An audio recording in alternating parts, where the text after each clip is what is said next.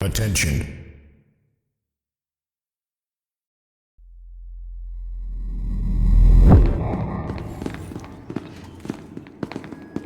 I'm not gonna go.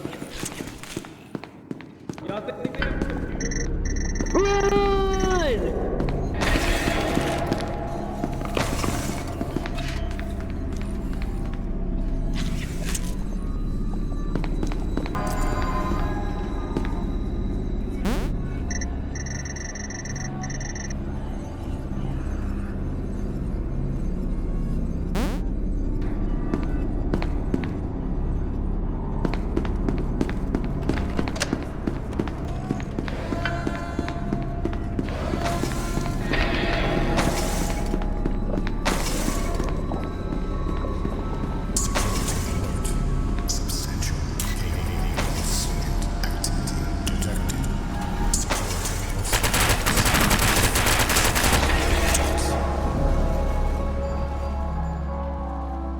This doesn't stay unfamiliar for long.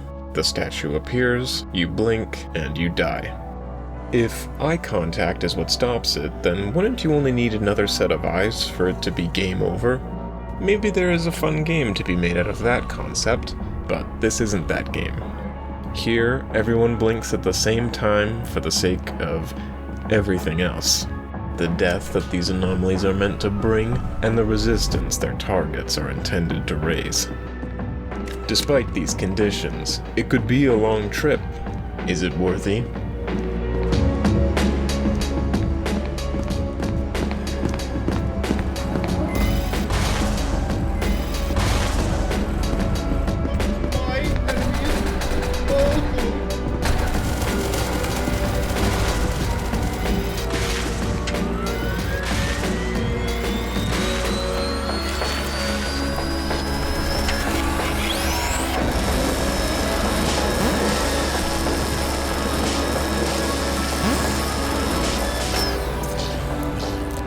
my miraculous survival. Peanuts up. Peanuts down at 9:14, bro. Just let him die then. We have 2 minutes. I'm going. I want to go to 914. I have a chance to make a particle disruptor. The 3X Particle Disruptor was the first of many special weapons to be added to the game, featured as a rare find during the Christmas update of 2021. While it could pierce through SCP armor, their Hume Shield, and do direct HP damage, it was never a large amount. Combined with its limited use, choosing it over the Micro was not a great choice in most cases. However, it can't be denied that shooting SCPs with a laser that might just disintegrate them has a lot of appeal.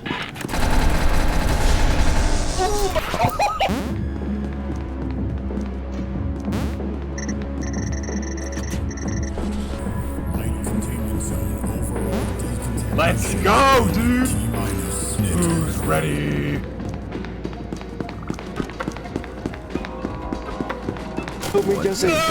I gave the Class D the particle disruptor! To the left, to the left. Somebody get the particle disruptor. I want it.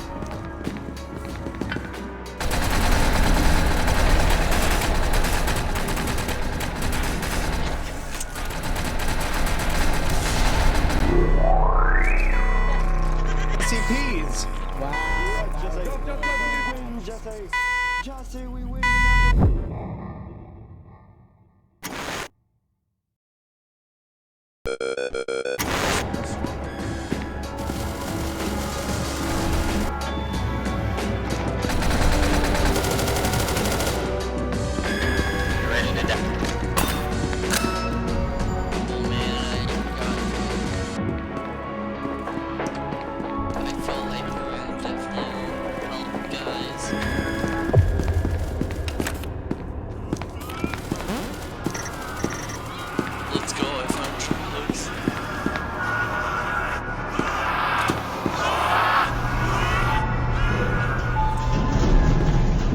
This is not the right weapon for this. SCP-096 is a playable SCP. Its primary gimmick is that it is entirely docile until its face has been observed.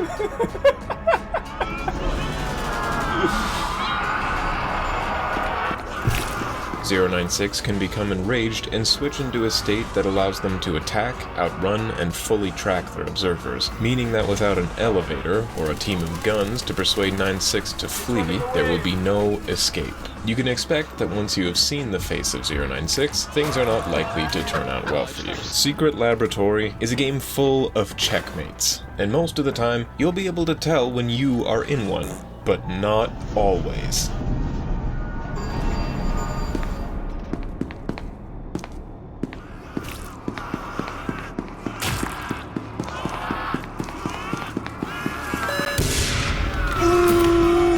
Let's go! You will not believe what just happened to 96. The weapon has since been replaced with an improved variant. It's more accessible, stronger, more challenging to use right, and more versatile. The only part of it left unchanged is the reason you go looking for it in the first place.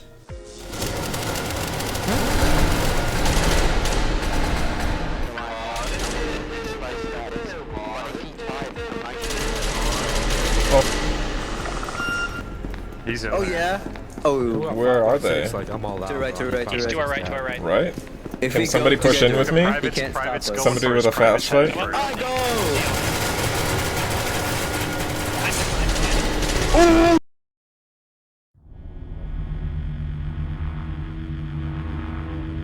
Multiplayer survival horror is kind of weird. When you play it long enough, you figure out how it works, and then it becomes less scary. Not much that can be done about that, but it does remain a survival game. All that is left of horror is in watching a good run fall apart. These clips I've shown are among my favorites, mainly because they are mine and not someone else's, and because most of my play experience looks more like the sequence at the very beginning. I rarely get to have my laser gun. It is part of the DNA of Secret Lab that most or even all players will die, and that most will die almost completely helplessly. This means that whatever you try to do in this game, whether you are playing seriously for the objectives, or something completely unrelated for your own amusement, your pursuits, your metaphorical boat in the sea, will not often weather the storm. And yet, many set sail again and again. It helps that this game has been continuously updated with major changes and content additions, as well as being a proximity voice chat game, but are these qualities really strong enough as to keep people playing for hundreds of hours, for years, in a game that always finds a way to sink their ships? I don't believe the waves will ever spare us. Perhaps we don't really mind. I've been playing this game for over 2,000 hours since 2018, and all the things that keep me away from my laser gun don't bother me much at all. It could be the freshness of updates or quality of life improvements. Community likely does some heavy lifting, but I think the primary thing is different. What makes me like this game as much as I do is deeper and simpler. I think it compels the others too, they just don't know it. When you play Secret Lab, you start by learning what it is capable of, you are encouraged to explore, then you strike gold, and then it starves you. It wants you to play, it needs you to play, to try to survive, but you don't always have the power, and if you do, your grip is not strong. Among my fellow veterans are those who wish humans had more control, a more forgiving ocean, and those who wish humans had less control, rafts instead of boats. But me? I like things the way they are. I believe a different game with an uprooted foundation, with new DNA, would likely be absent of the thing that traps me here, the thing I've come to like about Secret Lab the most. The hunger.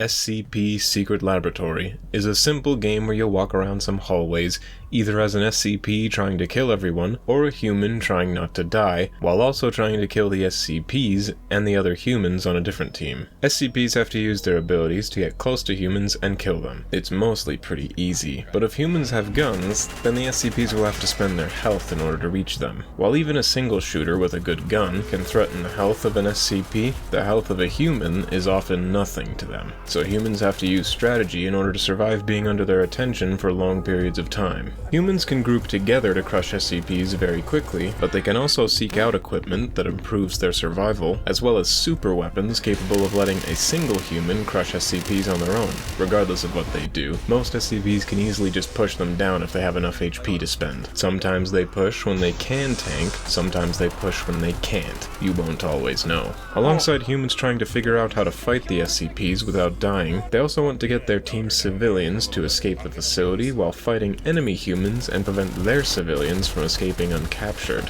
Secret Lab has many gray areas when it comes to teaming, as your loyalty may come second to survival, or you may respawn on the other team. Servers may have different rules on what they expect. The two human teams have two main role types, military and civilian. The ultimate goal of the game is to win the deathmatch between these asymmetrical teams, but the civilians don't have any equipment to start and can be granted some by escaping the facility, which contributes to the game win conditions. Otherwise, all humans are completely identical. The structure of the game is that the SCPs have to try and kill all the weak humans at the start of the game before a respawn wave with military roles appears. The civilians have to try and survive until then, but the wave only spawns for one team at a time. So alongside not dying, they also have to fight over which team gets to have the wave, the result depending on PvP performance and completion of certain tasks, the biggest one being to escape the facility. This is of course not easy, since civilians don't have anything, and the SCPs are intended to be able to kill all of them. When a match starts, your job is to make the best of the cards you are dealt. There are many hands to play, but expect bad cards. Okay.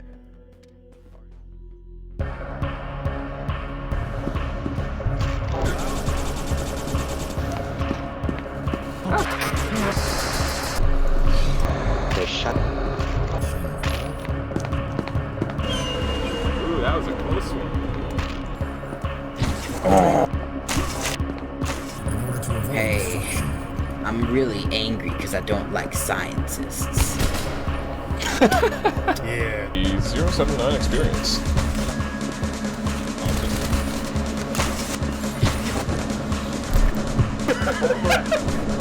For 5 seconds! Mesh.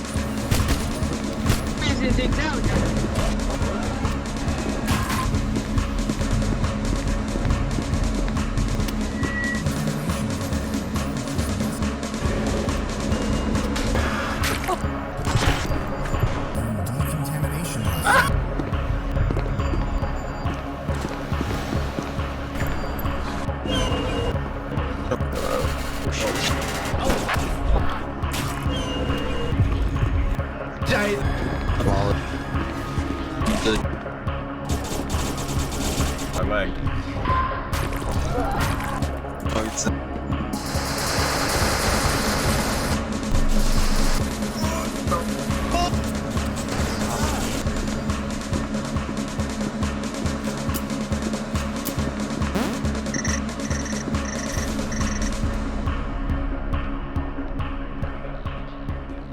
I don't think I have the HP to make it. Like, I'm dead. I'm not gonna make it. Bro, how did you not make it? 2 colas? You will die a lot, especially while you are new and still figuring out what the game even is. With time, it will become clear that some choices and actions are better than others for improving your survival, but there will be circumstances where escaping death is practically impossible. This is the kind of hallway where I just die. Unless...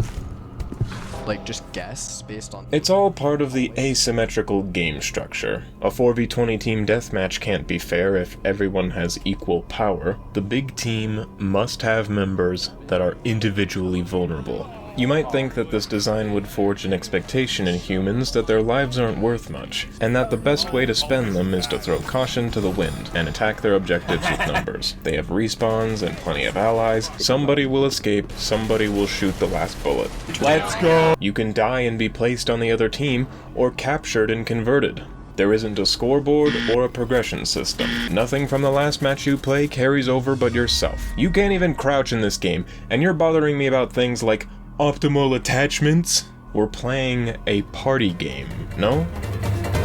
What are you doing? I said no crouching! This expectation of carefree behavior is only partially true. Many players do the opposite, playing with extreme caution and calculation, and the game incentivizes it just as much. There may be a dozen guns being pointed around these hallways, but how many can line up with one target at the same time? Sure, working together works, but what if everyone winds up in the dark with 173? A game can end pretty fast if there aren't any lurkers, and then there's all the equipment lying around. Status boosting items, get out of jail free cards, the experimental weapons. None of these tools need a third hand in order to be carried, and for good reason. If everyone is probably going to die, then what should the last person do?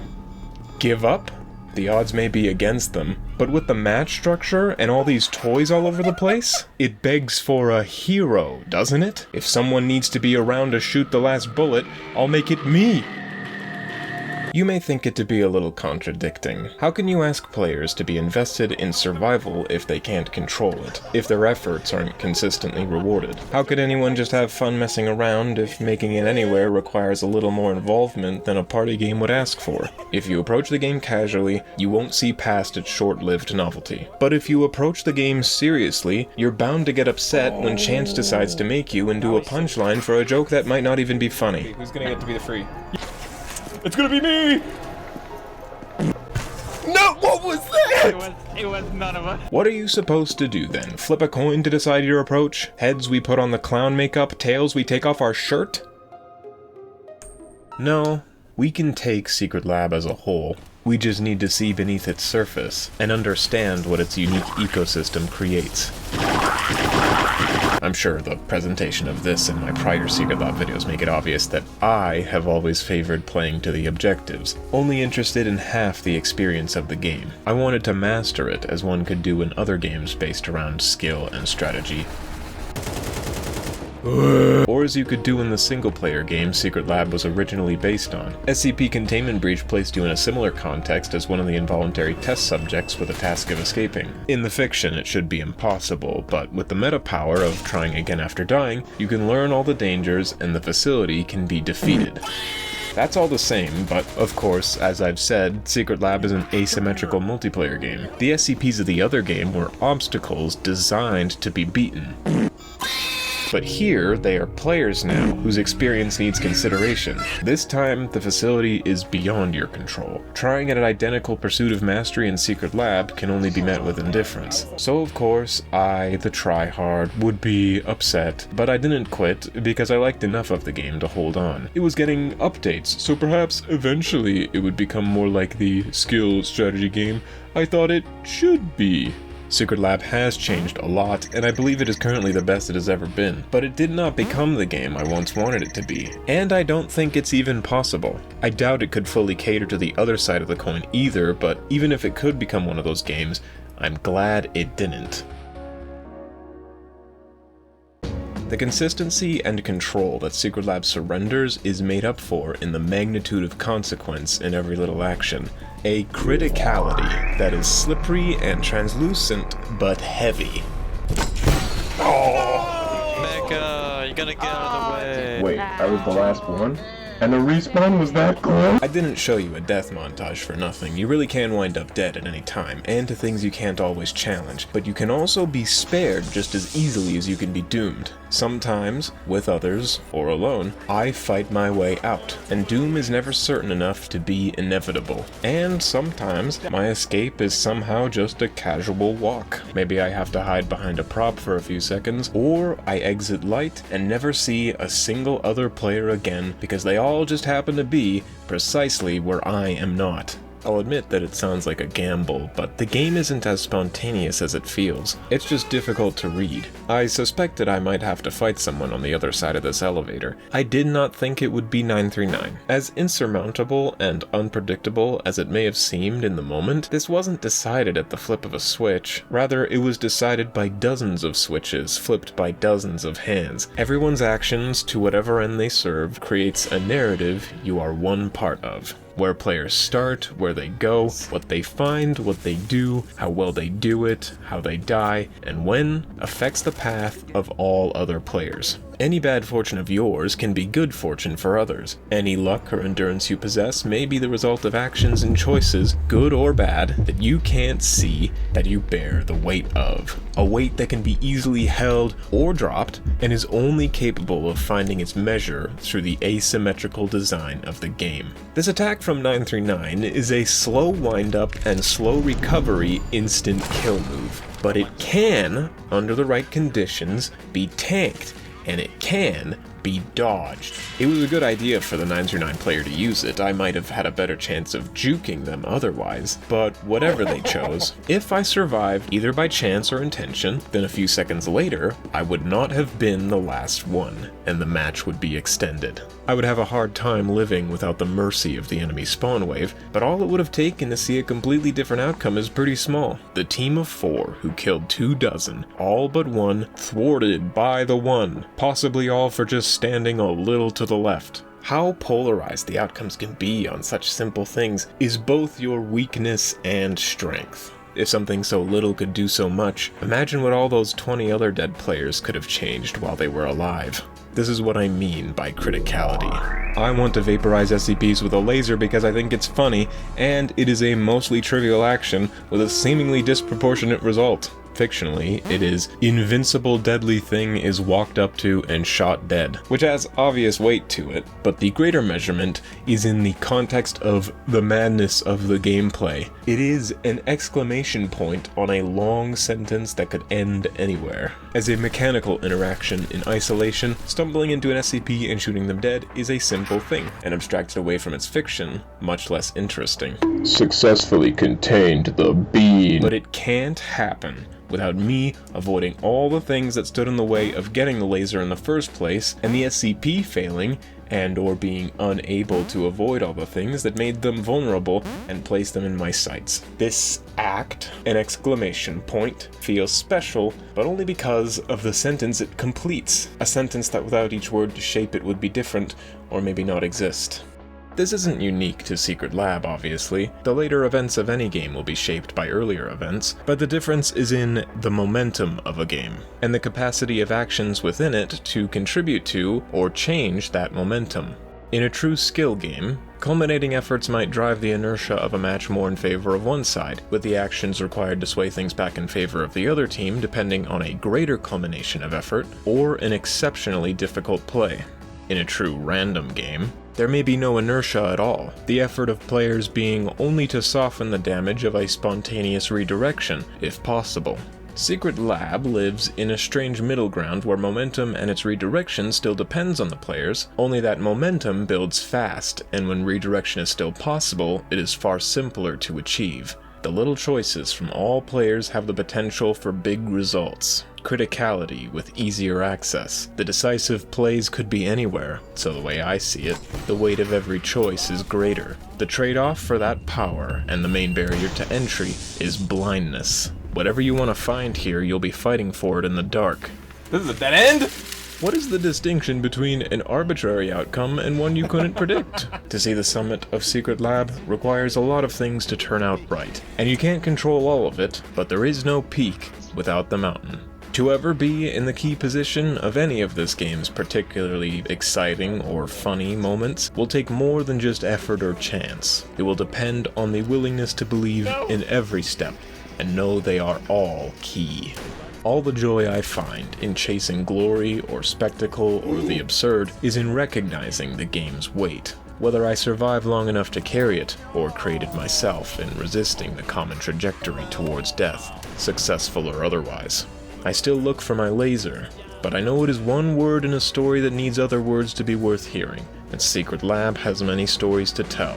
There is one particularly difficult scenario to be in that many like to try and have fun with. Being a survivor of a crushed initial spawn when an enemy spawn wave appears. Your team does have a chance to come back if nobody wins before the next respawn happens, so long as the active human team doesn't do too well. But as for you, the ratio of friends to non-friends is dangerously out of your favor. You can try to get some points in for your team, but it'll be very hard to do so without drawing attention to yourself and being overwhelmed. A very popular strategy has been to take down the respawn as soon as as they enter the facility. A very popular strategy has been to take down the respawn as soon as they enter the facility. This may not be so easy to do anymore, ideally, but there have been plenty of ways to solo the whole enemy team all at once, as long as you're okay with not making it out alive with most methods. Of course, this can make it easier for the SCPs to wrap up the match if nobody else is left behind to put up a fight. It is also possible, since the SCPs are likely paying attention to entrance, that you could try and take them down while they are distracted. But then there is an entire server of guns to deal with.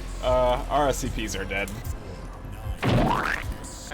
Even if you play defensively and use the best tactics you can to survive, you'll still have to find ways to outmatch possibly a dozen players yourself, and they're all capable of the same tricks as you.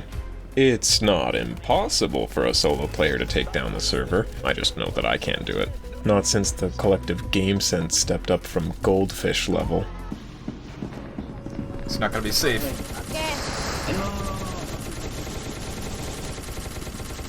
Shoot. What do you do in this situation? I don't think there is a right choice. I'll tell you something I've liked to do.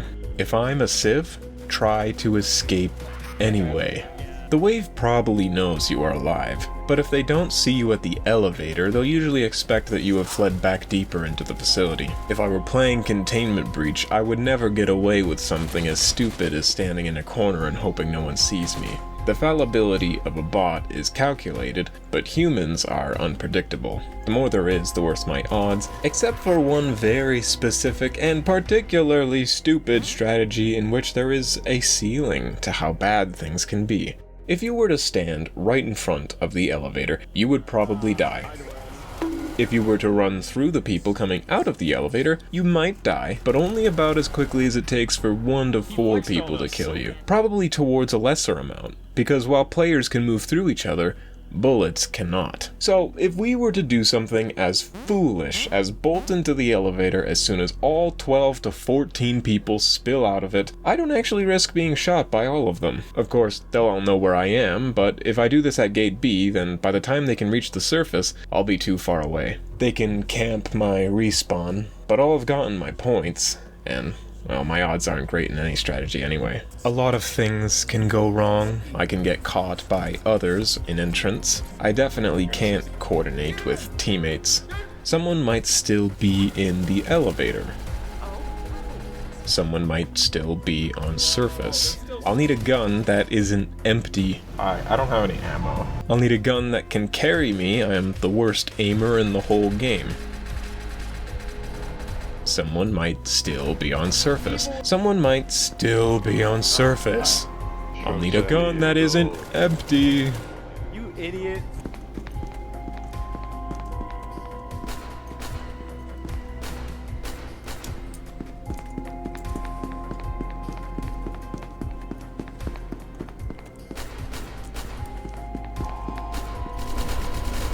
I could throw it all away, believing I can't pull it off, that the necessary conditions are too unlikely, and that the tasks that need my skill will be fumbled, and it won't be worth it. This never works, man. It never works. But it will today.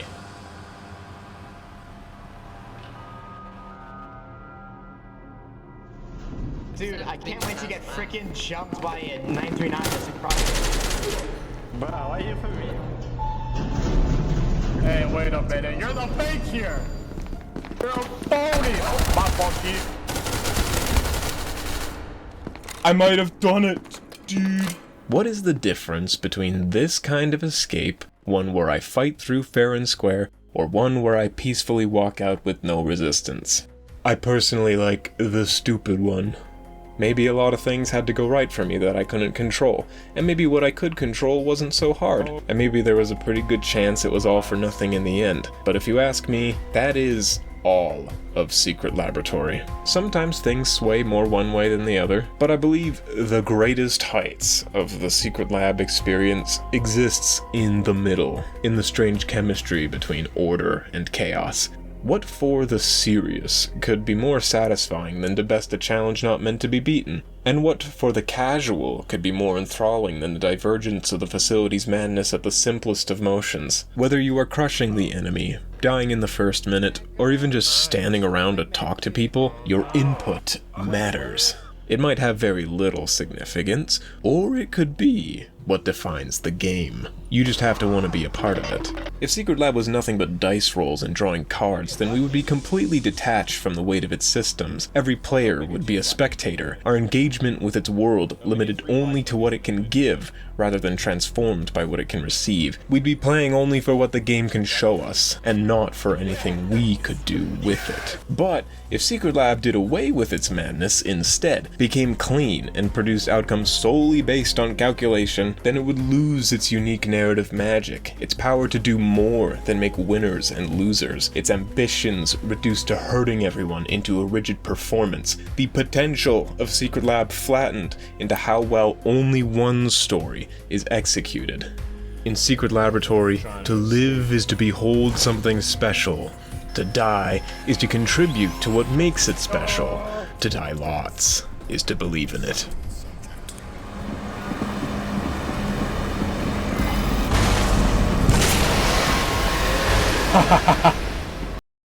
I could make a plan for one match to try and rush the light armory and gear up with some allies to try and take down the guards, or maybe even an SCP to secure points for our team. It could go bad, it could go good, or it could go good but be made irrelevant when the other team locks in harder. It could also go bad before we even get there. Is going loud too risky? Is it better to play quiet? The SCPs deal with this too, only they have a lot more to think about. One time at 049, I run away from a jailbird only to get pinned on a Tesla gate between it and the micro. I couldn't be more dead, but I didn't know that. I know I can challenge the special weapons directly, but sometimes it hurts too much, or I screw it up big time. What is the right call? What should you do in a game where what saves you and what kills you is hard to see is a question with no answer? This just means you have to do what you think is best, or rather, what you want to do.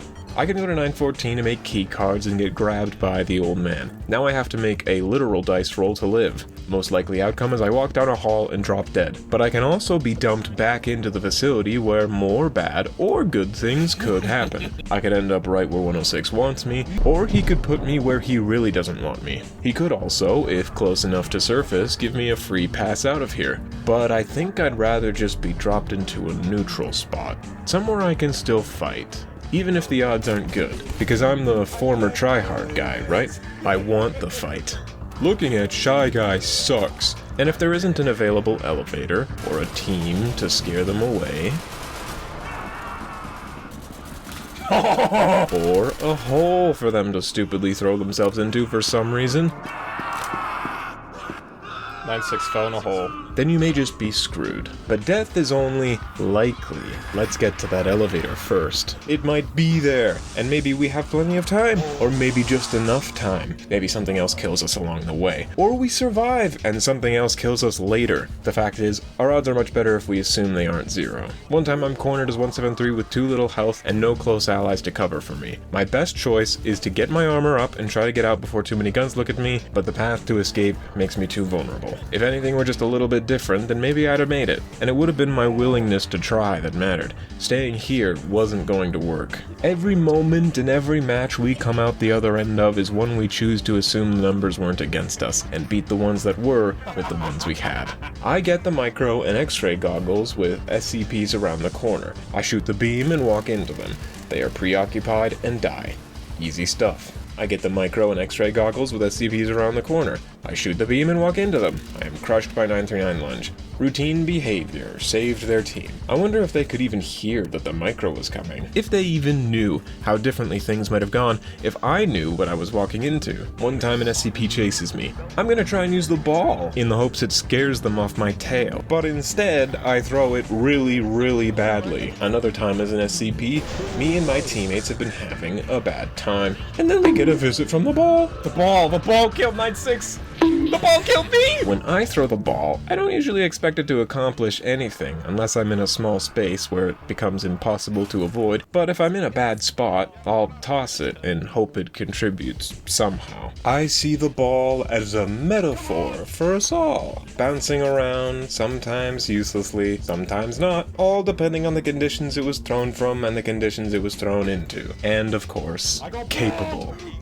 One time I'm wandering the halls of heavy containment, shooting shooting SCPs and running away like usual, when things seem to get very bad very fast, and then very good, and my ally has a plan. I close a door to ensure it works. Shy Guy is taken down, they are avenged by 173, and then the SCPs retreat.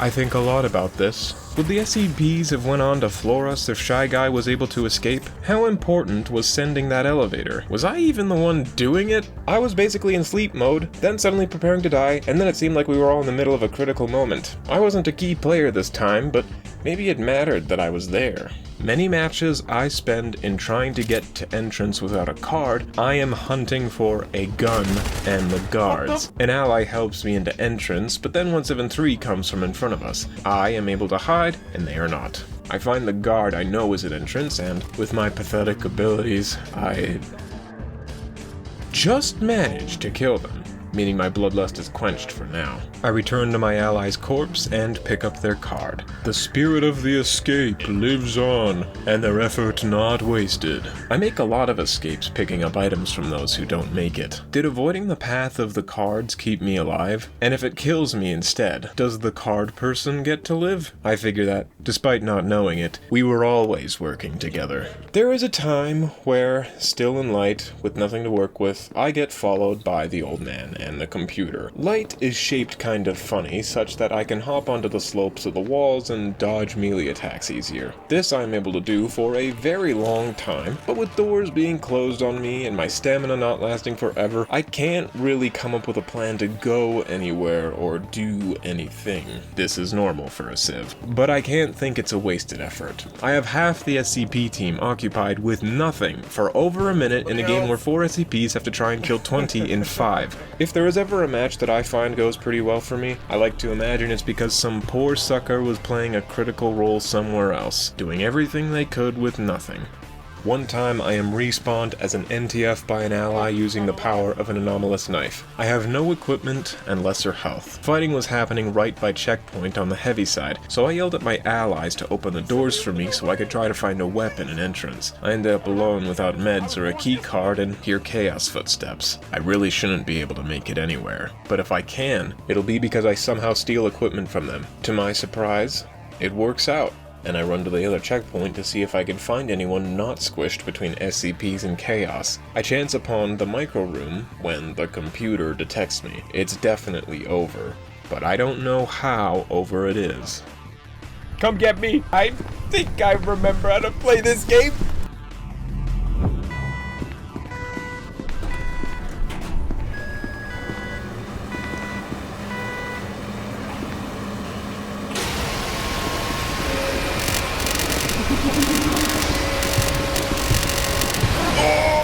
I thought it was a little weird for the SCPs to push me so recklessly, but it turns out they were fighting the clock. I lived just long enough as the last target for a spawn wave to happen. It wasn't for my team, and we were certainly eliminated from the match. All the SCPs wouldn't have come for me if we hadn't already been sweeped, but the SCPs didn't win. They needed a few extra seconds for it, and they would have had it if I didn't believe it was possible to turn nothing into something, and there were a lot of ways I might not have lasted. My allies could have ignored my pleas to open the checkpoint. I could have stayed hidden and been more vulnerable after computer's detection. This chaos could have seen me. This chaos could have killed me. The first one could have turned around. Maybe the one I got could have used their medkit and prevented me from healing and giving 939 a faster kill. The micro could have been somewhere else. The goggles could have been somewhere else, and maybe that mattered somehow. The 173 only needed to tap me, but backed off for some reason. Instead of dying all the deaths I could have died, I fought where I could and lived a critical life. And all I had to do was believe there was a chance. That in my best efforts, and in whatever everyone else was doing, big or small, there was a fight, or a spectacle, or maybe a joke worth witnessing. Sure, I'd like to take down the whole SCP team myself, but without these odds and preceding circumstances, I don't believe it would carry the same weight. One time, I am 173 and the MTF have started the nuke. It's me, Shy Guy, and 8 targets. A doable fight for us, but doable for the MTF as well. If we all went to surface, and the MTF played it right, I think we have a pretty even chance of winning. But do I want to settle for even? The nuke time is already pretty low, and I'm not sure if my Shy Guy is fast enough to get to surface in the first place, and I would need them. I can search for the warhead silo pretty fast on my own, so I figure the best uncertainty to dive into is in whether I can shut it down. In this version, disabling the nuke is done on a sub-level of heavy containment that can only be reached through one standard elevator, which is a good choke point for anyone trying to defend it. Upon reaching the sub-level, a defender revs the micro to attack me. I'm not completely sure which one of us re-sent the elevator. I didn't have any reason to run away. I can't avoid taking damage from this micro, but I can tank it. And in order for it to be in range, they have to be in my range. It becomes the only choice I can make, and a risky choice for them. They were willing to take a chance on me not having enough HP, or missing my attack somehow. Once I get back inside, there are 2 other defenders ready to slow me down. The nuke countdown is prevented from being locked by only 1 second. I snap one of the defenders, and the other retreats to the elevator. When I return, they have retrieved the micro, and I am attacked again. They didn't need to do this, and it was risky to try, but they were willing to bet on there being enough charge to beat my blink timer. It was a bet they lost. Turns out they were the final target, and the game ends in stalemate.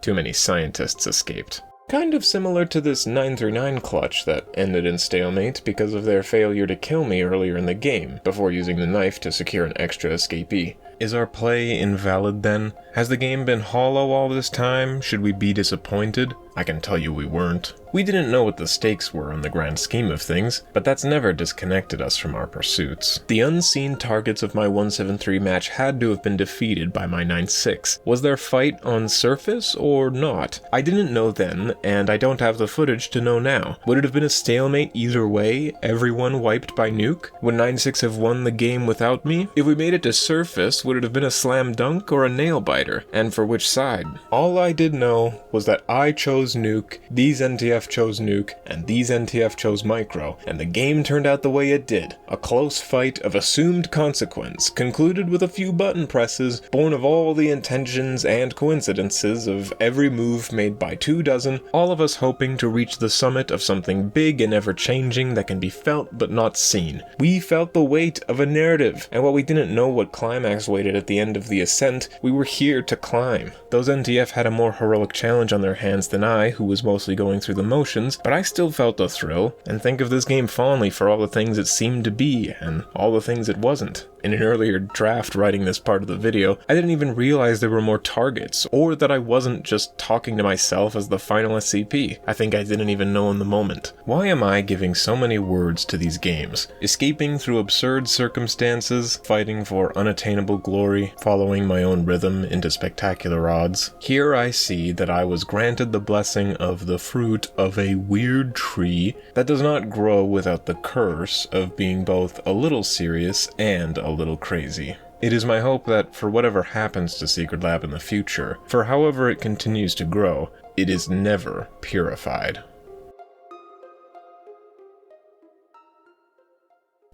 I have specific goals and intents for what I want to see and do in this facility, but my anchor to Secret Laboratory is the criticality, that at any point, the full weight of a match defined by 10, 20, 30, or even more people has the potential to rest on the smallest things, to depend on the simplest choices of its individuals. We got away from the guards? The best of Secret Lab waits for everyone as long as they're willing to meet it where it is and ride its waves as they come. You just have to survive.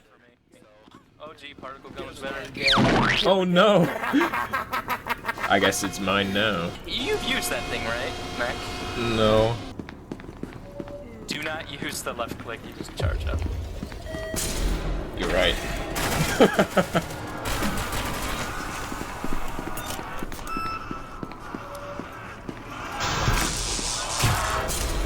Wait. Oh my.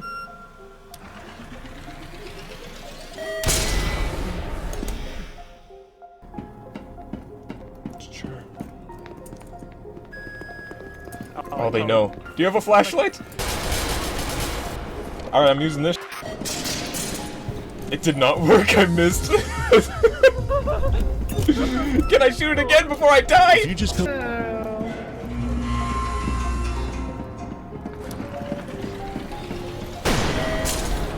Oh my, vaporized 2 zombies.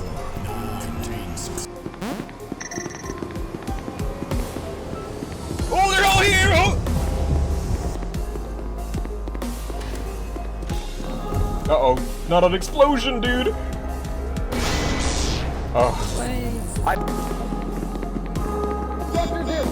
Friends or foes, bro?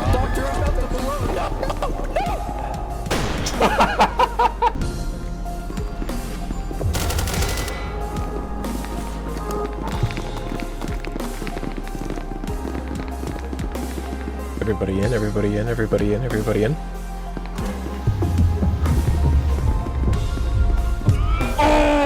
I'm gonna go down and scout it out.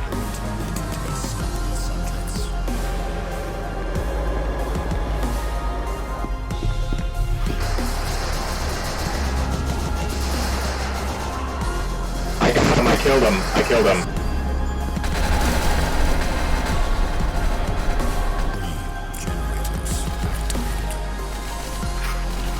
Ooh!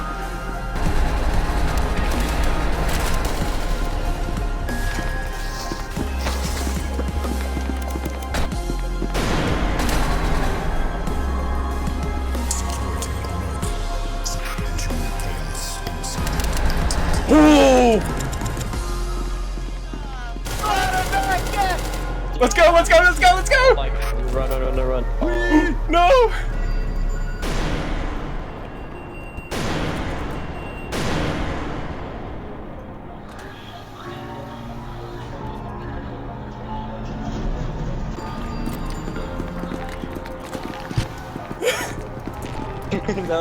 No! You could have killed Dog. Mecha, you could have killed. I could have killed Dog with my pistol! I still have the SCP's occupied an entrance. They have a computer! Go away now! Run!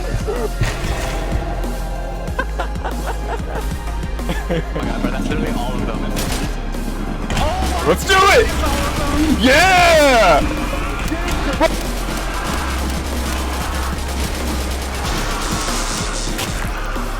Killing 172 right now.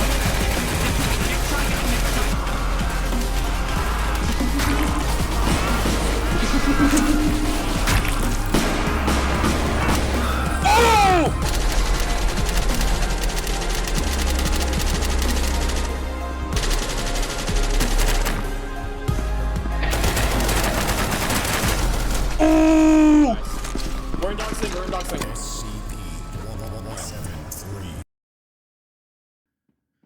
Not seeing anything.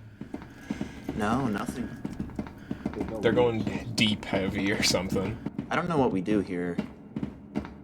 939 is almost that has no HP left. Oh, well, that choice was made for us. Camp the elevator, hard camp. I think they're gonna show up at B. There's a micro! They're coming, they're coming!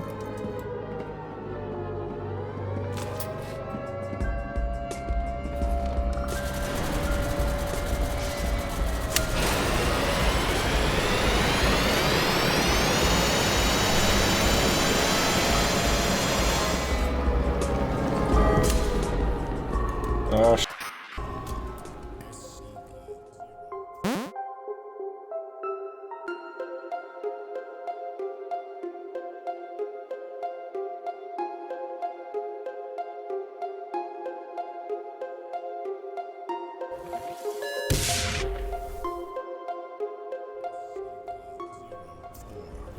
Contained successfully by Chaos Insurgency.